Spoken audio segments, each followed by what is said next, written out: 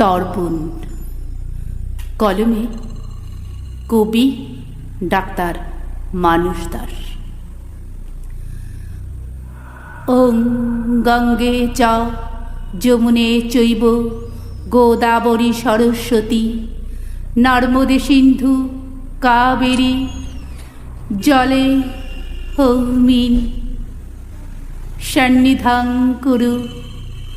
ওং নমো বিষ্ণু নমো বিষ্ণু নমো বিষ্ণু নমো অপবিত্র পবিত্র বা সর্বাবস্থাং গত হবি বা যা স্মরেত পুণ্ডরিকাক্ষং স বাহ্যম্ভন্তরে শুচি। ও কুরুক্ষেত্রাং গয়া গঙ্গা প্রভাস পুষ্করাণী চ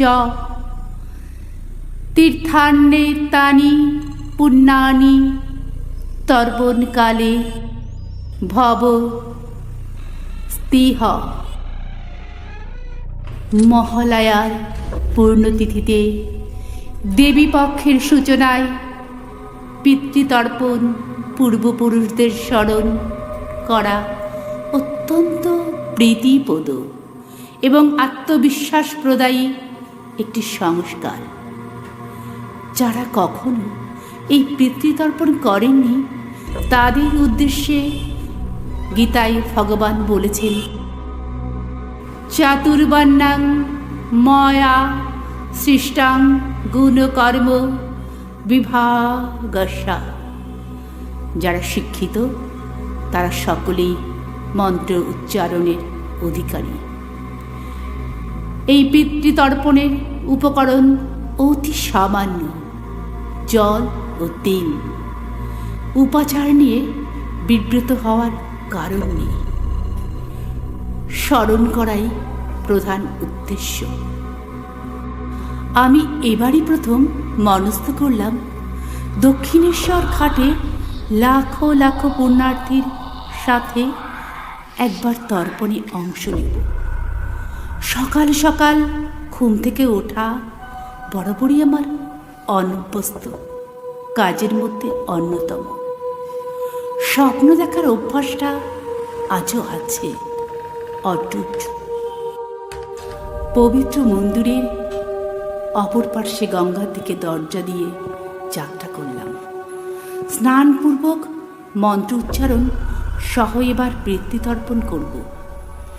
একজন পুরোহিত আমাকে দেখে ভালো পার্টি ভেবে শত প্রণোদিত এগিয়ে এলেন সাহায্য করতে। অনেক মানুষের ফিরে গঙ্গায় সাবধানে ডুব দিয়ে হাতে কোষাকুষি গঙ্গা জল তিল নিয়ে সবে দক্ষিণমুখী হয়েছি। এমন সময় হঠাৎ সামনে কাকে দেখছি, নিজের চোখকে বিশ্বাস করতে পারছি না। একদম অবিকল 2002-তে এক পথ দুর্ঘটনায় আমাদের ছেড়ে চলে যাওয়ার পরে সেই সময়কালের সুপুরুষ চেহারাটা 70 উত্তীর্ণ আমার বাবা। কিরে, তুই এখানে? হ্যাঁ বাবা, আজ তর্পণ করতে এলাম। জীবনে প্রথমবার ইচ্ছে হলো। যাক, তাও ভালো, অবশেষে এলি। তোর তো এসবে বিশ্বাস ছিল না কোনো কালে। তোমারই বা কত বিশ্বাস ছিল বলো? বছরে 2 বার ঘটা করে পুজো করতে। এক ছিল লক্ষ্মী পুজো, আর এক আমাদের মন্দিরের প্রতিষ্ঠা দিবস। তোর মনে আছে? লক্ষ্মী পুজোতে আমরা একটু বড় করেই আয়োজন করতাম। সব পিতলের বাসনপত্র নামানো হতো, পেতলের কড়া থালা। আয়োজনের ত্রুটি ছিল না। হ্যাঁ, মনে আছে বাবা, তুমি আমার জন্য কত রকমের বাজি কিনে আনতে। আমি বায়না করতাম, বাড়ি বাড়ি নেমন্তন্ন হতো। তবে তুমি প্রতিবার মার সঙ্গে তুমুল ঝগড়া করতে। শান্ত করতে আমি এসে মাঝখানে দাঁড়াতাম। হ্যাঁ, তোর মা বরাবরই বাপের বাড়ি ঘেঁষা। আর আমাকে অকর্ম বললে রাখতে হবেই। কত বাজারঘাট পরিশ্রম। আচ্ছা, তোর মা কেমন আছে? কেন, তুমি জানো না? না, সেদিন তো আমাকে চিনতেই পারলো না। তুমি হয়তো ভালো করে কথা বলনি। আসলে মা এখন ভালো করে শুনতে পায় না, স্মৃতিশক্তিও খুব দুর্বল। সকালে কি খেয়েছে বিকালে মনে করতে পারে না। কি বলছিল তোর কথা? হ্যাঁ রে, বলছিল তোর কথা।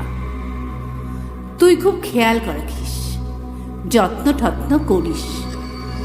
তা কলকাতার ফ্ল্যাটে এখন কে থাকে রে? কেন, তোমার নাতি? সেও তো এখন ডাক্তার হয়েছে। হ্যাঁ, এ তো খুব আনন্দের। কত ছোট্ট ছিল, আমার কোলে বিকাল হলে বেড়াতে যাওয়ার বায়না করত। তোর মনে আছে একবার টর্চ ছুঁড়ে মেরে আমার মাথাটা কেমন ফুলিয়ে দিয়েছিল? হ্যাঁ বাবা, তুমি একটু রাগ করনি। নাতিকে এত ভালোবাসতে। বাড়িটা একটু মেরামত করেছিস? 50 বছর হলো। টিনের চাল এখনো আছে নাকি সব ভেঙে নতুন করেছিস? তোর তো অনেক পয়সা এখন, ভালোই পসার নামটামা করেছিস, খরচ কর। সেই তোমার এক কথা। বাড়িটা নতুন করেছি, তুমি দেখলে এখন চিনতেই পারবে না। তোমার বৌমা ইন্টেরিয়ারটা দারুণ সাজিয়েছে। যারা দেখে তারাই প্রশংসা করে। তোমার মার আমার একটা দোতলা বাড়ির খুব শখ ছিল। ঠাকুর মন্দিরটাও সংস্কার করে নতুন করেছি। দুবেলা পুরোহিত এসে পুজো করে। বাহ, অনেক বিষয় হয়েছিস দেখছি। আগে তো চেম্বার, বেড়ানো আর সাজগোজ নিয়েই পড়ে থাকতিস। কি যে হলো!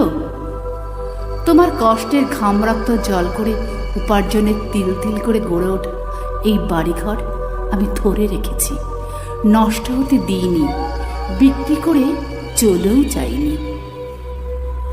খুব আনন্দ পেলাম রে। তোর কলকাতায় চলে যাওয়াটা ওই সময় বড় কষ্ট দিয়েছিল আমাদের দুজনকেই। তোর মা কত কাঁদত, আমি বোঝাতাম।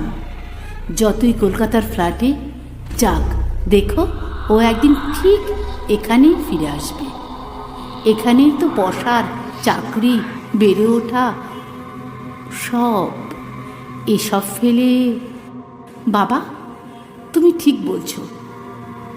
এখানে আমি বুক ভরে অক্সিজেন নিতে পারি, কিন্তু আশেপাশের পরিবেশটা একেবারে উচ্ছন্নে গেছে।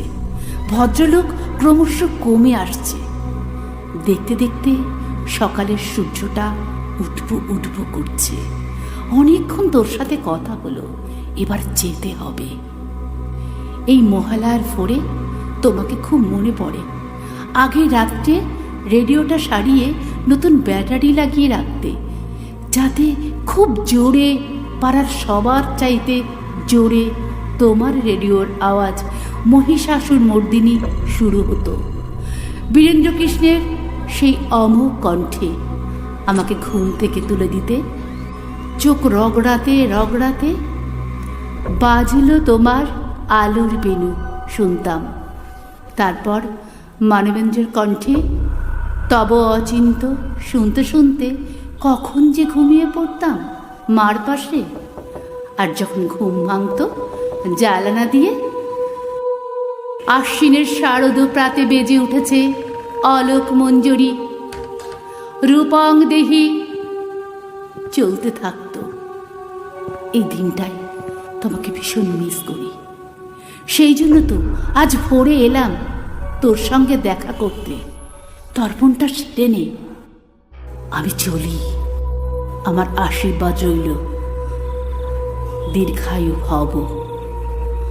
হঠাৎ দরজায় ঠকঠক আওয়াজ।